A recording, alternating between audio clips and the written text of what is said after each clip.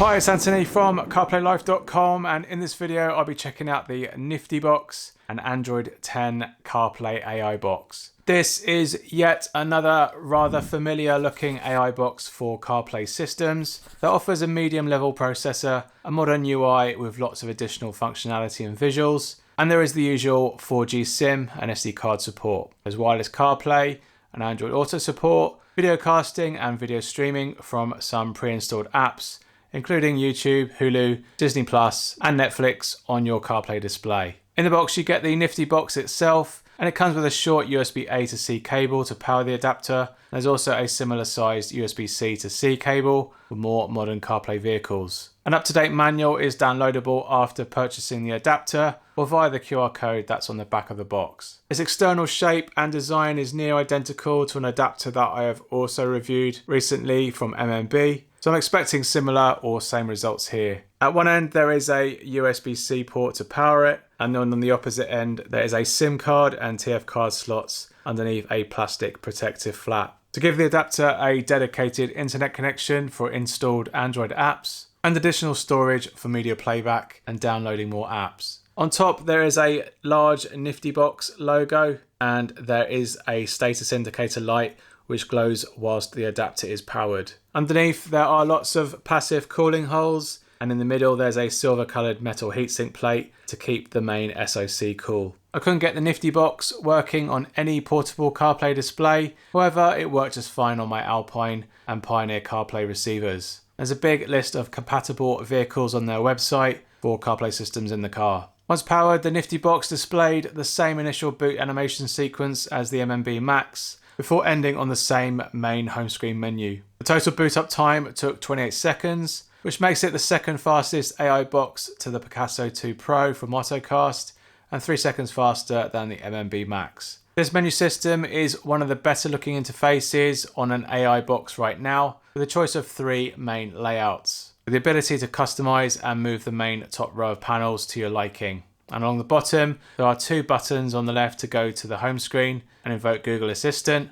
In the middle, there are 4 favorite apps of your choosing. And on the right hand side, there is a time, date, and small status bar of icons that can be tapped to act as a shortcut to go into the adapter's preference pane. From the preference pane, you can view the time, date, and be able to toggle things such as mobile data connection, Wi-Fi and Bluetooth. And also from here you can select from 3 layouts and return to the Android Auto or CarPlay, as well as return back to the original car system screen. Swiping left from the home screen will take you to a few screens of pre-installed Android apps, while swiping to the right from the home screen brings up an overview screen that shows the CPU temperature, current RAM and ROM use, and GPS satellite connections. All the usual apps come pre-installed on the adapter, including the usual Google suite of apps, along with the common functionality such as CarPlay, Android Auto, Bluetooth Music, APK Manager, and many more popular streaming apps such as Disney Plus, Netflix, YouTube, and Hulu apps. There are also some additional bespoke apps dedicated to this launcher software that allows you to change the background wallpaper,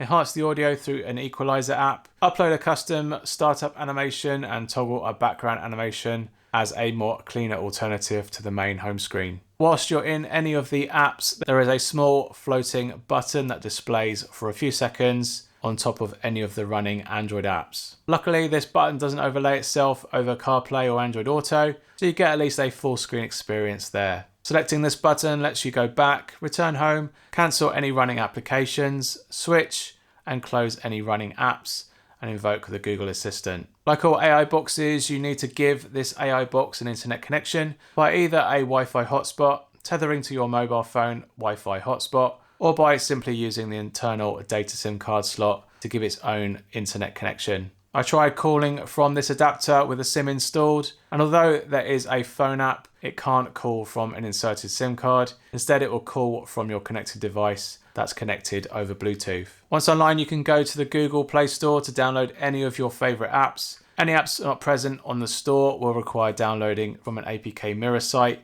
and sideloading them onto the adapter instead. YouTube and Netflix apps ran fine and smooth.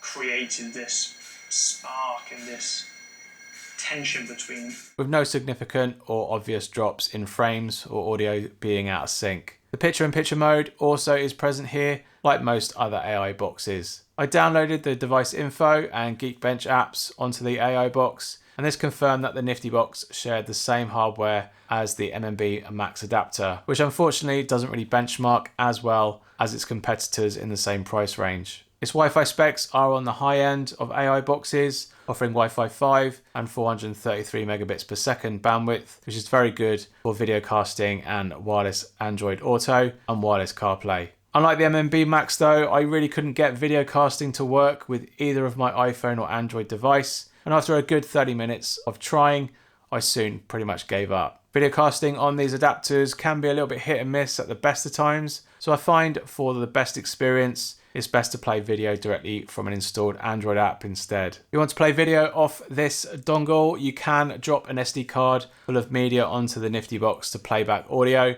and videos onto your CarPlay display via apps like the bundled VLC app. In my high bitrate test, there was some frame rate drops, but really not too many, whilst much lighter video files seem to play back a lot more smoother. The Nifty box is a second adapter that I've tested that does true 60 FPS in its UI as well as in its apps. Yet even then, the graphics in some test games did struggle to keep up with a decent frame rate. So I wouldn't really let this 60 FPS support dominate your buying decision. Simple 3D games like Crossy Road had some frame drops and slight input lag, whilst its Vulkan GPU benchmark test score came up very low against other AI boxes running alternative chipsets. Using its connecting app for wireless CarPlay and Android Auto, I tested boot up times of 18.45 seconds for Apple CarPlay and a little bit faster at 12.83 seconds for the newly released Android Auto update, which is 2 to 3 seconds faster into CarPlay than the MMB Max running the same hardware and around a second slower for Android Auto.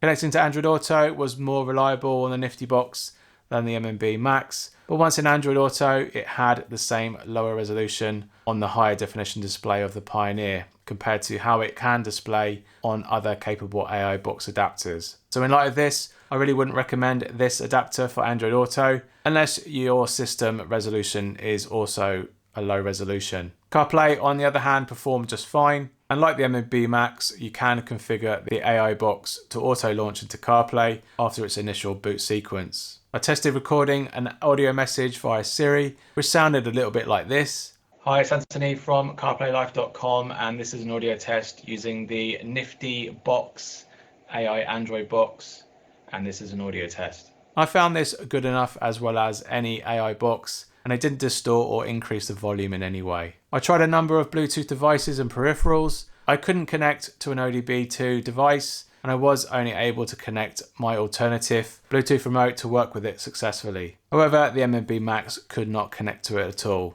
Nifty City also sells a similar Bluetooth remote just like this one with integrated keyboard, which makes it easier for browsing and for text input. The Nifty Car Box CarPlay adapter retails for $329 or £276 directly from the Nifty City shop, and its Bluetooth remote and keyboard retails for around $30. And I'll leave links to learn more about this adapter down below and to buy yourself one. Just like the MMB Max, this AI box has one of the best user interfaces out there, but underneath all this shiny exterior, this hardware limits its full potential with some rather below average performance. In particular, app launching, and there's some low CPU and GPU benchmarking. So when you compare it to other AI boxes in its price range, this adapter takes 5th place out of my top 5 AI boxes from the Ultra. So if you're looking to do more than just watch videos, I believe you can do much better by looking elsewhere. If you're looking to pick up an AI box, then I recommend that you check out my latest AI box roundup video here, and I'll see you there. Give us a thumbs up if you found this video useful, and comments are always welcome if you have any questions about this nifty box. Thanks for watching, and I'll see you on the next one. Cheers. Bye.